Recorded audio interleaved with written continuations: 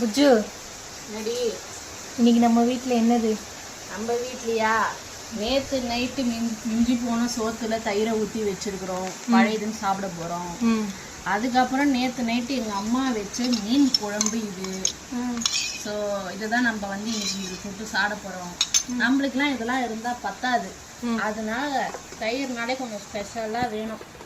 நம்ம என்ன பண்ணோம்னா இருக்கிற மீனெல்லாம் நேற்று நைட்டு இந்த மீனெல்லாம் முட்டையை உடச்சி ஊற்றி வந்து ஒரு முட்டை பொரியல் மீன் பொரியல்ன்ற மாதிரி ஒன்று பண்ணி வச்சுக்கிறேன். இதை தான் சாப்பிட போகிறோம். எப்படியோ ஞாயிற்றுக்கிழமை எல்லோரும் ஸ்பெஷலாக தின்னுவாங்க. நம்ம இது கொஞ்சம் ஸ்பெஷல் இல்லை தான், இருந்தாலும் வேறு வழி இல்லை. சரி இது போதுன்னு வச்சுருக்கிறேன். நம்ம சாப்பிட்லாம். அவங்க 2 பேரும் என்ன பண்ணுறாங்களோ பண்ணட்டும். நான் அதாவது இது எப்படி சாப்பிடணுன்ற முறை நிறைய பேருக்கு தெரிய மாட்டேங்குது. ஒரு கையில பழையது எடுத்துக்கணும். எத்தனை ஆணு வாயில போட்டக்கூடாது.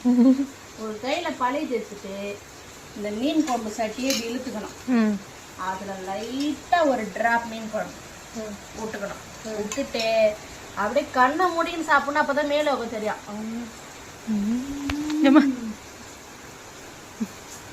அமர்தான்.